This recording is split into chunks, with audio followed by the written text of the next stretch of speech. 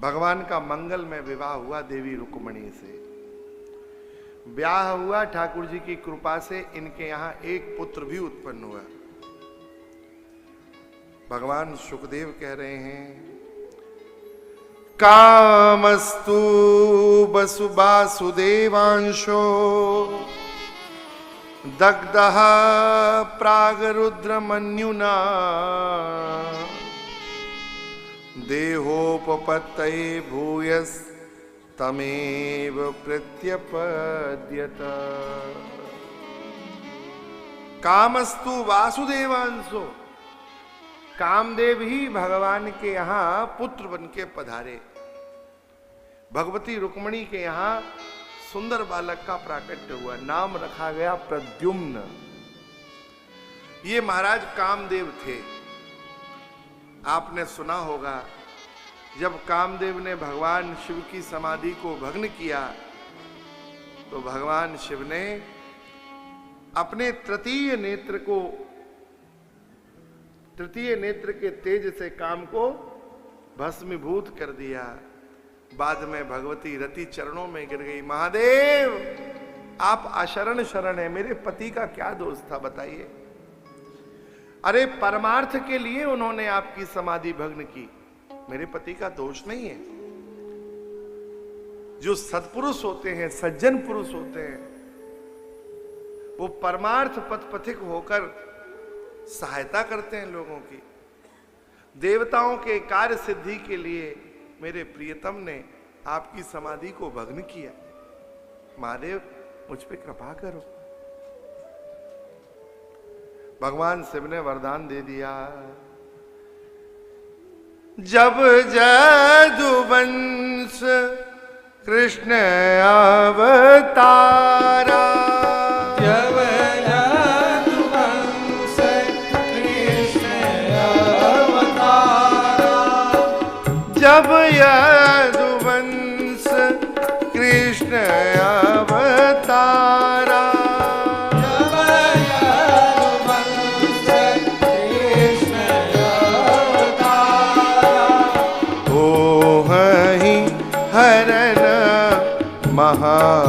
मही भारा,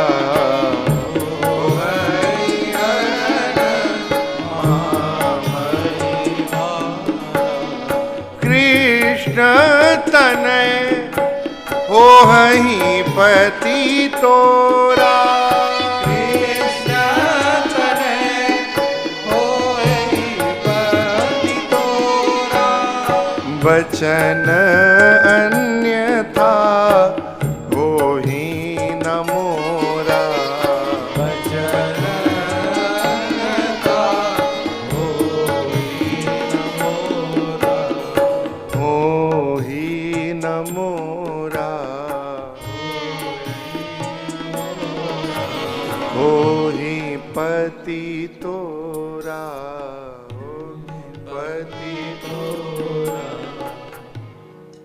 भगवान शिव ने कहा, देवी जब यदुवंश में भगवान प्रगटेंगे तो उन श्री कृष्ण के पुत्र के रूप में तुम्हारे पति का जन्म होगा। महाराज, एक सम्रासुर नाम का दैत्य था। अभी प्रथम दिन जन्म ही हुआ था और इसने भगवती रुक्मणी के प्रसूतालय से उस बालक की चोरी कर ली और चोरी करके द्वारिका के ही समुद्र में छोड़ के चला गया।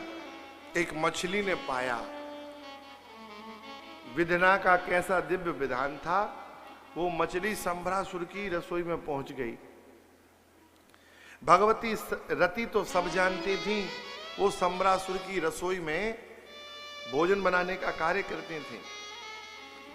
जैसे ही वह मछली आई और उन्होंने उसके उदर को विदीर्ण किया तो अपने प्रियतम को पाया छोटी सी उम्र में। अब रति ने लालन पालन पोषण किया अपने प्रियतम का। यंत्र विद्या, मंत्र विद्या, तंत्र विद्या सब सिखाई। और जब भगवान कार्ष्णी आज 18 वर्ष के हुए तो आज कामनी भाव से भगवती रति ने भगवान का दर्शन किया। भगवान काष्णी, उन्होंने नेत्र नीचे कर लिए और कहा, मां तामाह भगवान काष्णे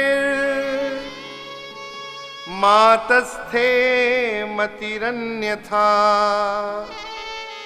मातृभावमतिक्रम्य वर्तसे कामनी यथा। भगवान काष्णी ने कहा, माता अभी तक मैं जब आपको देखता था तो आपके नेत्रों में वात्सल्य होता था, लेकिन आज आपकी दृष्टि में चांचल्य है। हमारी दृष्टि हमारे हृदय की भावना को बता देती है। बहुत से लोग आंखें पढ़ लेते हैं, नेत्रों की गति बताती है आपके हृदय में भाव क्या है।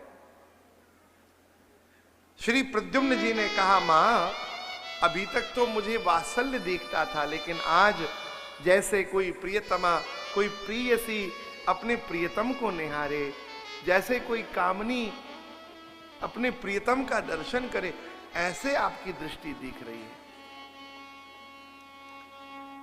भगवती रति ने हाथ जोड़ लिए और भगवती रति ने कहा, स्वामी भगवान नारायण सुतः संबरेणा हतो ग्रहात।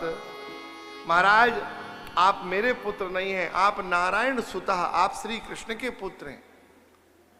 आपके द्वारा इस सम्रासुर का वध होना है, और ये सब पूर्व चरित्र निश्चित था, मुझे ज्ञान था। और श्रीमान मैं आपकी मैया नहीं, अपितु अहम ते अधिकृता पत्नी रति कामो भवान प्रभो। मैं आपकी अधिकृता पत्नी हूं, शाश्वत दंपति हैं हम। पूर्व में भगवान शिव के द्वारा आपका शरीर भग्न हो गया था, अब इस शरीर से आप मुझे प्राप्त हुए। जब सब बात समझा दी तो सब स्मरण आ गया। तब तो महाराज फिर सम्भ्रासुर का वध करके आज 18 वर्ष बाद का श्री प्रद्युम्न जी द्वारिका पधारे। प्रद्युम्न में और श्री कृष्ण में कोई अंतर नहीं है देखने की दृष्टि से। सबको लगता है श्री कृष्ण ही महलों में भ्रमण कर रहे हैं, लेकिन जैसे ही रुक्मणी जी के सामने गए तो भगवती माता रुक्मणी के पयोधरों से दुग्ध की धार बह चली। माता समझ गई ये मेरे प्रियतम नहीं, ये मेरे प्रिय पुत्र हैं। तत्काल हृदय से लगा लिया। बड़ा सम्मान हुआ श्री प्रद्युम्न जी का। श्री सुखदेव जी ने कहा, राजन इस प्रकार से भगवान का पहला विवाह पूर्ण हुआ और प्रद्युम्न जी द्वारिका पधारे।